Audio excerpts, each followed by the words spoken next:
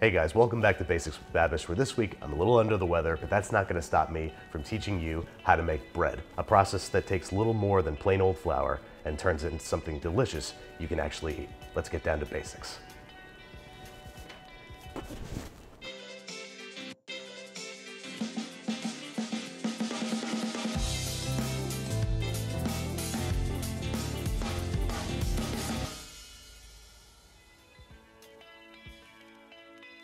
Basics with Babish and the all-new basicswithbabish.com are brought to you by Squarespace. Head there now to check out recipes from the show, kitchen equipment lists, my personal blog posts, and more.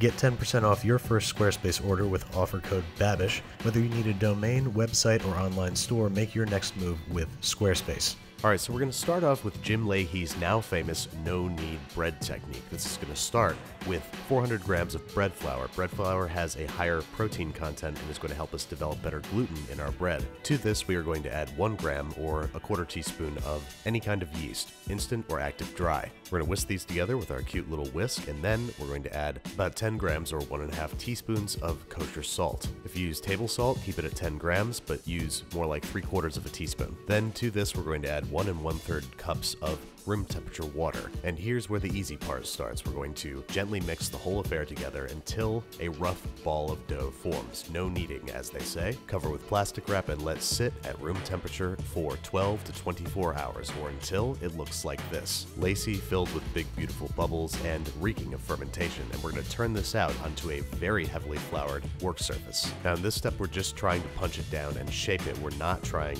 to work any of the flour into the dough, so make sure that you're not kneading it. We're just grabbing the corners and pulling them in towards the center until we have a heavily floured, smooth, and taut top to our loaf. Once you've got a large, round, smooth surface, start pulling the dough in towards the bottom, shaping it into a little boule, as it's called, and placing onto some floured parchment paper. And now we're going to heavily dust a clean kitchen towel. I hope I don't have to say clean, but don't be a monster, use a clean towel, and flour it liberally so it does not stick to the dough, because it's going to cover the dough for the next 1 to 2 hours, or until it has grown by about 50%, not quite double. During this time, we're preheating our oven as hot as it can go with a cast iron Dutch oven inside of it for at least an hour. Then we are cutting our parchment paper down to size for easy droppage, scoring the top of the loaf with whatever pattern you like using a bread knife or a razor blade, and dropping the loaf directly into our preheated cast iron. Then, right before we cover it and place it in the oven, we're going to spray it down liberally with plain old water. This is going to help the oven spring, as it's called, or the rising that the bread does in the oven. With a little grimace at how hot our oven is, we're going to bake this guy for about 30 minutes, removing the lid and giving it one last spritz of water about halfway through the baking process, at the end of which we are going to be rewarded with a sight that looks a little bit like this. And trust me, there are very few sensations in life finer than smelling the bread that you made from scratch emerge from the oven. But we've got to be patient and let this guy cool completely before digging in. About 2 hours. I know that's a long time to wait, but you will ruin the texture of your bread if you cut into it too early. Now, there are 1,000 different factors that can change the size of the holes in the crumb of your bread, to the brownness of its crust, to the largeness of its oven spring. But the no-knead method is a very reliable way to end up with a delicious loaf almost every time. We'll cover the trickier techniques in bread part 2, but for now it's time to move on to another easy riser, so to speak. That's right, focaccia, with a recipe adapted from Bon Appetit. Into the bowl of a stand mixer with the dough hook affixed, we are dumping 850 grams of bread flour, followed by 2 1/2 cups of room temperature water. We're going to mix those on low speed for a few minutes. While they're mixing, we're going to combine a 1/2 cup of water measuring about 105 degrees Fahrenheit with a whole packet of active dry yeast, along with a small pinch of sugar. This is just going to give the yeast a little bit more to eat. Whisk those together, let them stand at room temperature for about 5 minutes until foamy, and add them to the shaggy ball of dough you have forming in your stand mixer. As the extra water is fully absorbed, we're going to add 2 tablespoons of kosher salt, and then knead with the dough hook on medium speed for about 5 minutes. When you're done, you're going to be left with this very sticky dough, but do not fear, that's what we're after. Focaccia dough is usually very hydrated, so it has an open, airy crumb. We're going to let it rise in a large, generously oiled bowl, covered in plastic wrap for about 2 hours or until it has doubled in size. Now, to continue encouraging gluten formation, we're going to fold the dough onto itself a couple times by pulling it away from the edges of the bowl. This might not look like much, but it actually does a lot. Then we are hitting an 18 by 13 rimmed baking sheet or half sheet with about a half a cup of olive oil. This might seem like a lot, but you could actually do even more than this, and it would only make your focaccia better. We're going to fold the dough onto itself a couple more times again to encourage gluten development, and then it's time to start shaping it